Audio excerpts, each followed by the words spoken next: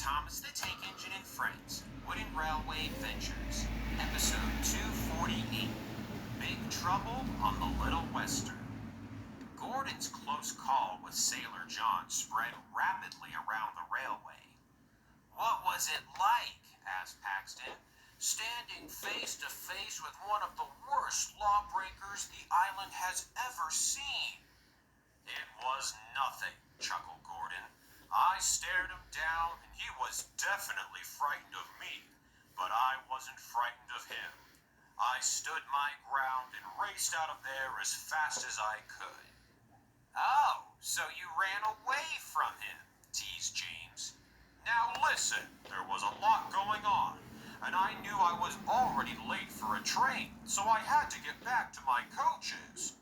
Duck rolled his eyes. "Sure thing, Gordon. Come on, Oliver. It's time we headed to work.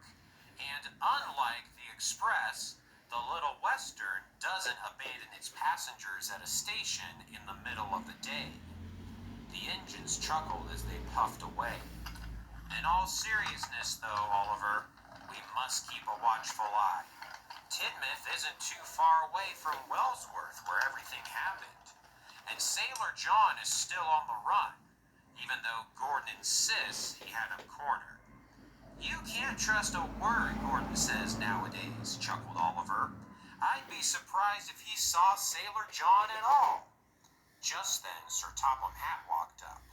"Ah, good to see you both, Duck and Oliver. The Admiral will be along shortly. He's picking up his new vehicle today, and I want to make sure everything goes over well." The engines weren't surprised when Butch arrived with Ace in tow. "So he's getting a second chance?" laughed Oliver. "Well, the Admiral will need something fast to keep up with Sailor John. And what better vehicle than a race car like Ace? He's had some behavioral issues in the past, but I believe we've rectified those as of now."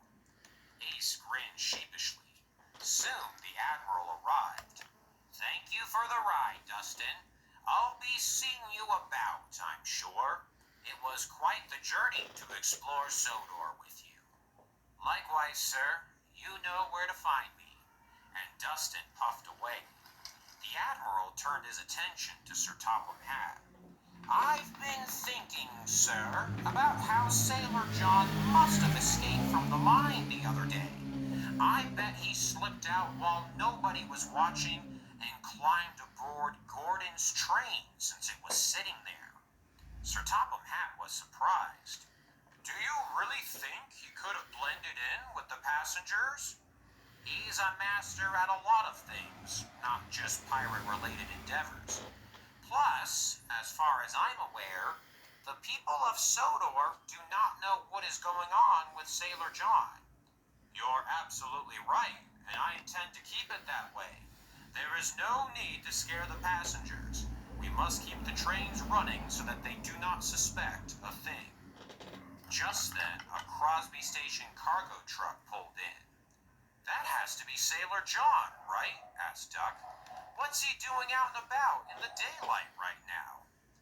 "No, that's not Sailor John's truck, but there are a lot of Crosby Station cargo trucks in the fleet, but Sailor John's is a little bit more beat up than that. Still, it does make for a lot of confusion, understand?"